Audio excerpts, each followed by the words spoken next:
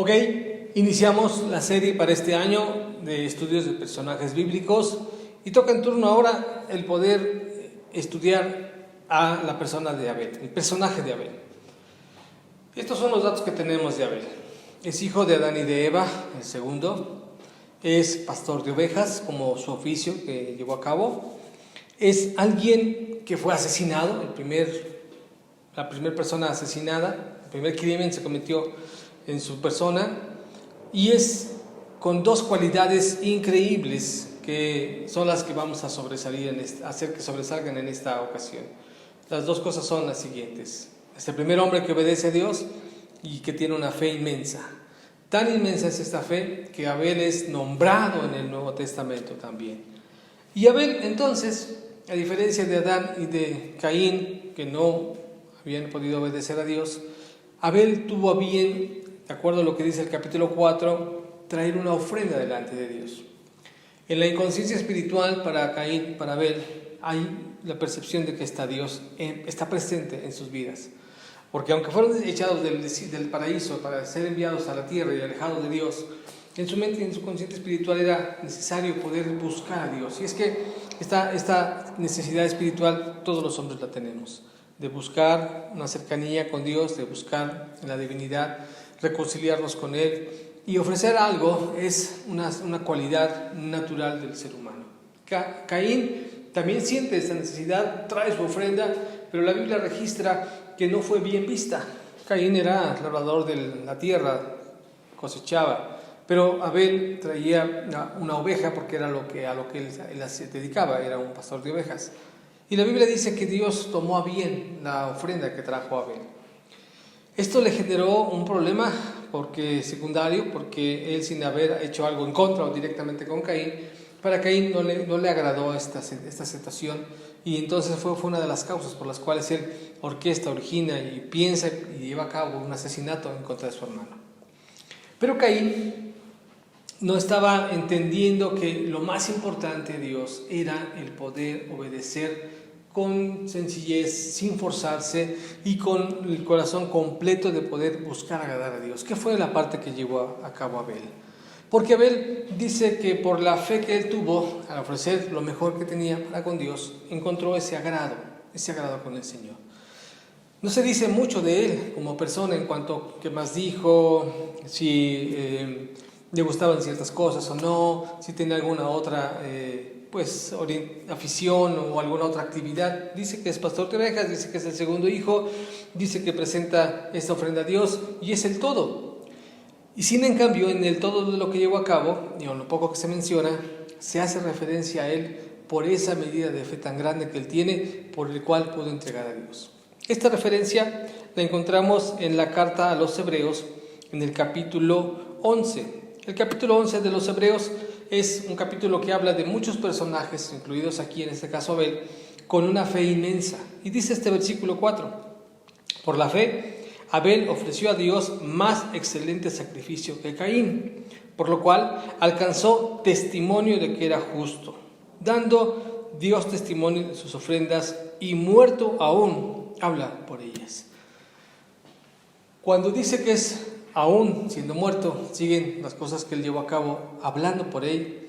Esto nos quiere dar a entender que entonces muchas de las cosas que nosotros hacemos o dejamos de hacer van a seguir dando de qué hablar o van a seguir influenciando a nuestras siguientes generaciones.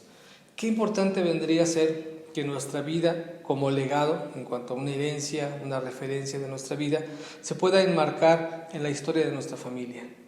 Que en medio de toda la historia, la genealogía que se pueda dar de aquí en adelante, que los hijos y los hijos de tus hijos de pronto se refieran y digan, el abuelo Jacobo, por ejemplo, en mi caso, que dijeran su fe o entrega o disciplina. Eso sería fabuloso, pero no solamente por el hecho de sentirse bien, sino por el hecho de que en un acto de obediencia, en un acto de fe, en un acto de sencillez, como en el caso de Abel, por ser, y no porque se demerite el oficio, sino por ser pastor de ovejas, en esa sencillez de cuidar a otros, tuvo bien obedecer a Dios. Esa parte entonces de obediencia en cuanto a la vida de Abel debe ser algo que nos impulse, nos motive, nos ayude a no entrar a la otra parte como sería su hermano Caín, haciendo lo que tenía que hacer, tal vez igual entregando ofrenda, pero no con el corazón aquí, no recto, no en entrega, no en amor a Dios. Abel parece, en cuanto a lo que se puede concluir de lo que dice Hebreos 11:4, cuando dice que él era justo, es que en esa parte justa hacía lo que debería de ser, ni más ni menos, sin ensalzarse de nada, sino haciendo lo necesario y lo correcto. Una persona justa, una persona que no buscaba lo suyo propio, una persona que no se envanecía, que no hacía nada por contienda o por vanagloria, una persona que buscaba el beneficio de todos. Esa persona también es el reflejo de Jesucristo. Si nos damos cuenta, entonces, en la persona de Abel está enmarcado, a diferencia de Adán, que aunque él, en esa imagen de ser a semejanza de Dios, no logró reflejar a este Dios tan perfecto en cuanto a obediencia, porque por causa de su desobediencia vino el pecado. En el caso de Abel está ese destello de obediencia, de fe, que alcanzó testimonio hasta este día. Tiene destellos entonces Abel de ser esa persona justa. ¿Qué podemos aprender de la vida de Abel dentro de lo que ya estamos mirando, analizando y resumiendo ahora para poderlo tomar hacia nuestras vidas? Primero, que Dios escucha a los que acuden a Él. Cuando alguien llega con un corazón contrito y humillado, dice el Salmo 51, Dios no lo desprecia. Cuando nosotros con sencillez nos acercamos, y el día de hoy es algo increíble, porque también en la carta a los Hebreos, en el capítulo 4, en el versículo 11, dice que, es capítulo 4, versículo 15, dice que nosotros podemos acercarnos confiadamente al trono de la gracia de Dios. Y es que eso de podemos acercarnos ahora, por la gracia en Jesucristo, es posible, ya que en la época de Abel no había la forma de intermediar hablando de Jesucristo como tal, pero sí estaba la gracia, porque recibe Abel. Lo que él traía para poder presentar a Dios le alcanzó en gracia para que Dios lo pudiera recibir, pero hoy tenemos algo también en esa misma gracia a la persona de Jesucristo.